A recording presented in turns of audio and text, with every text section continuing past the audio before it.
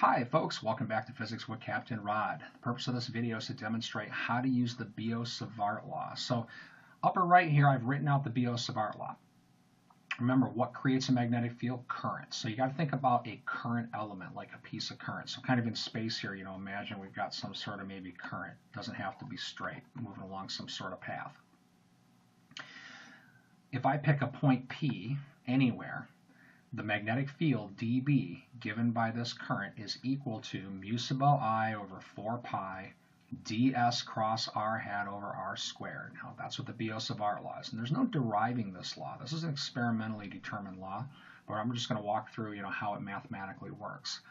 So the ds is a small displacement vector in the direction of the current. In this example, that might look something like this. The r hat is a vector that points from the beginning of your ds to the point you're interested in, P. And then the little r here is distance from the beginning of your ds to the point P, right? And then the magnetic field is given by mu sub I over 4 pi ds cross r hat over r squared. So again, the purpose here is to go through an example of how you calculate this. And the example we're going to look at is a really common example. We're going to look at the magnetic field around what in physics we call a long straight wire. So that's what we're looking at here. Imagine a really long wire with a current that I've got drawn to the right. And we're going to imagine it goes way off to the right, way off to the left. And we're going to look for the magnetic field here at a point P, a distance d from the center of the wire, right, using the Biot Savart law. So first of all, Biot Savart law is all about vectors. When you're dealing with vectors, the first thing you need to do is define a coordinate system. So I'm going to go ahead and, let's see, right here would be a nice logical place to put a coordinate system. X, and then Y. So in this example, then, the coordinates of this point now would be the point 0, D. Now, the way you use the Biot Savart law, you break the problem, your current, into a bunch of little, what I would call current elements. So I'm going to come over here to the right. And when you do that, you draw first what's called the ds vector. So the current is moving to the right along this path. So I'm going to define a vector to the right, call it ds. Now in general, the ds is a small displacement. In this example, ds and dx would be the same. And then it points in the plus I direction in terms of the coordinate system that I've just drawn. Next, you define your r hat vector. R hat points from the beginning of ds towards the point P. So in this example, my r hat would point that way. All right, the r is the distance from the beginning of my ds vector to the point P. I'm going to go ahead and draw that in green. Oops. Give me a moment. So the r hat, let me just offset that now. Or I'm sorry, r is that distance. I'm going to go back and put black over my r hat vector, right? So again, r is the distance from here to here. Now, you notice there's an angle theta here, and that's the angle between the r hat and the ds vector. Now I'm going to go ahead and write out the Biot Savart law. So dB, which is the magnetic field at P, is going to equal mu sub I over 4 pi. All right, ds cross r hat over r squared. And I'm just going to write this fact down, that ds cross r hat is equal to magnitude of ds, which is dx in this example, magnitude of r hat, which is 1 in this example because r hat is a unit vector, times the sine of the angle between them, that's the angle theta. Right? So the cross product's done, and now over r squared. Now, an important thing to realize about this problem is it has 3 variables now: dx, sine theta, and r. We got to get it down to 1 variable. So what I'm going to do here is I'm going to write down some trigonometric relationships here. And the thing to pay attention to is this triangle right here.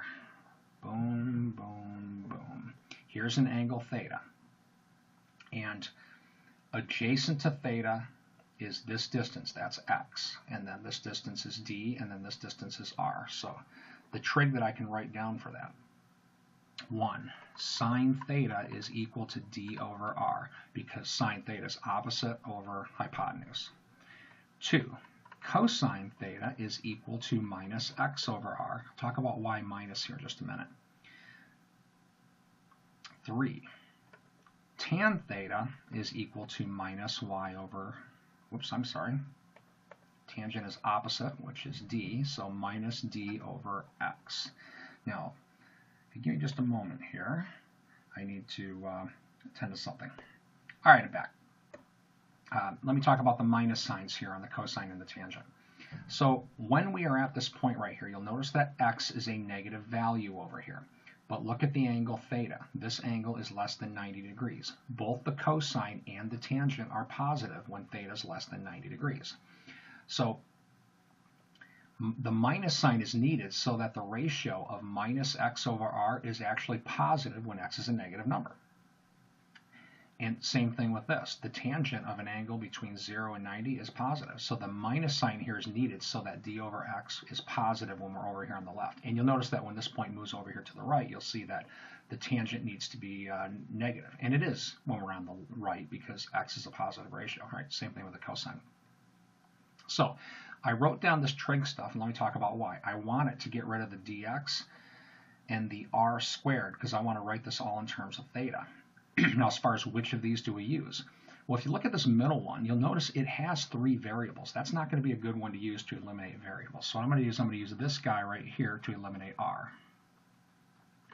R is equal to d over sine theta from that expression right there. And I'm going to use this one right here to get me the dx. So, gotta hold on a second. All right, sorry about that. So I'm going to use this equation here to eliminate the dx. First, I'm going to solve for dx. I'm sorry, not dx, x. From that equation there, if you solve this for x, you're going to get minus d over tan theta.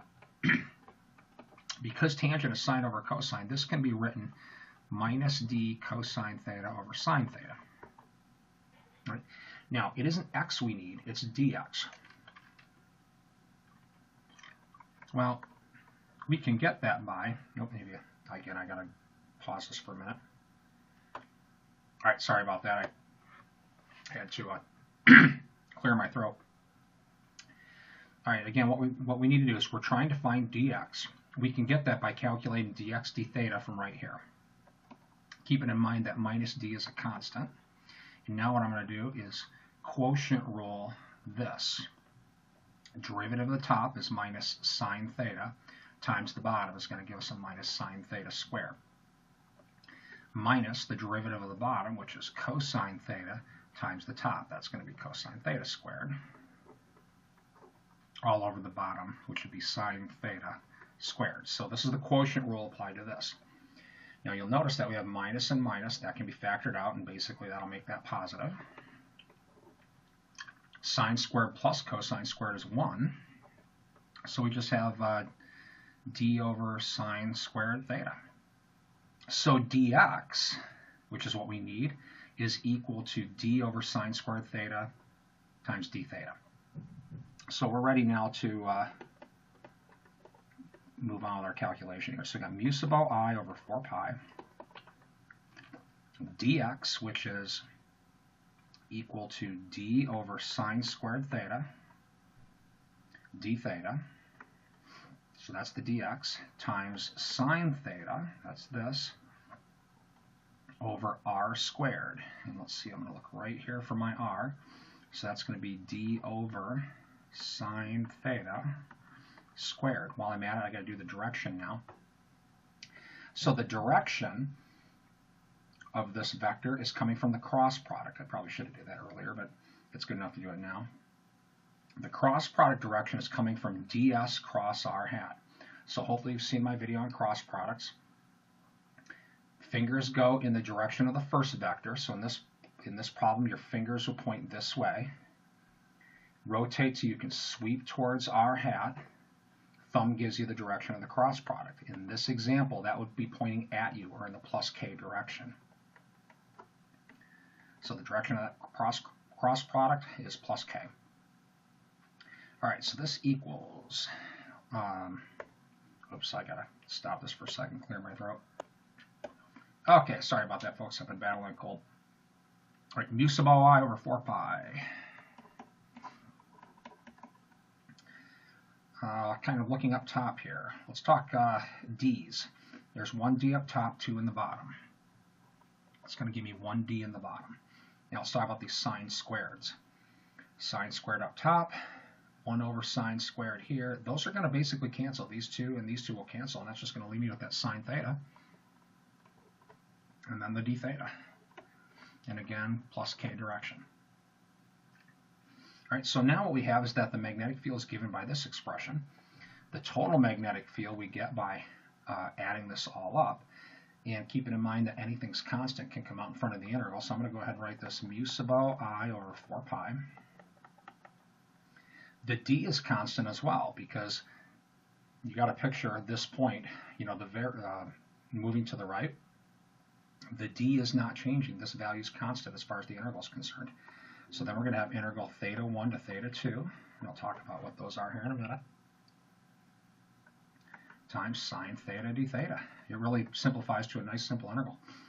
All right, so mu sub I over 4 pi d, then the integral of sine theta d theta is minus cosine theta, evaluated theta 1 to theta 2. Now, for those of you who've had me for anything like this, you know what I like to do. I like to just absorb this minus sign into the limits. So I'm going to go ahead and do that. I'm going to go ahead and erase that and make this a theta 2 to theta 1. Now let's talk about what those angles are. So you got to picture this point infinitely far in this direction. This green line would basically be horizontal, so our theta 1 is 0. And now picture this point infinitely far in this direction. And over on the right, it might help for visualization if I draw these things over on the right.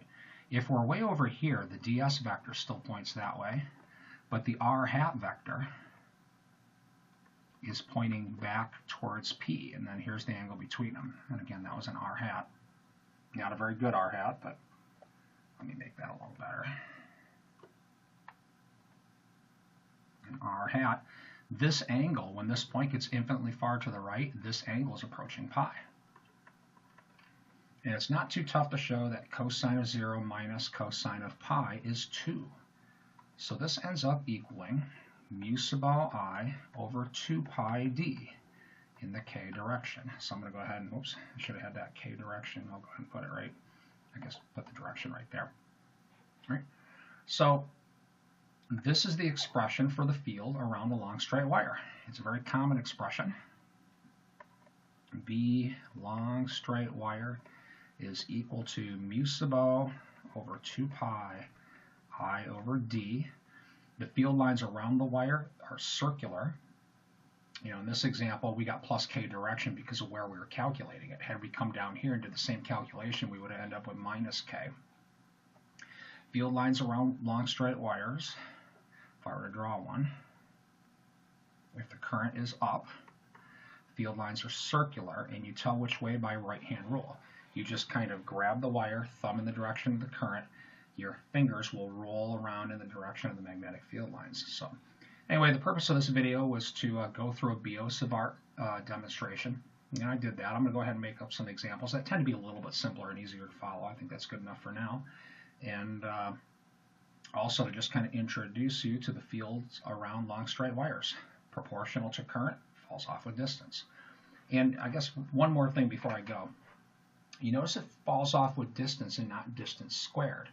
When doing electric field calculations, most of the electric fields fall off with distance squared. And that's because electric fields, you know, when you're talking about point charges, they have spherical symmetry. But this problem here has cylindrical symmetry, and problems with cylindrical symmetry tend to fall off with just R or D and not distance squared. So anyway, hope this video helps. Have a great day.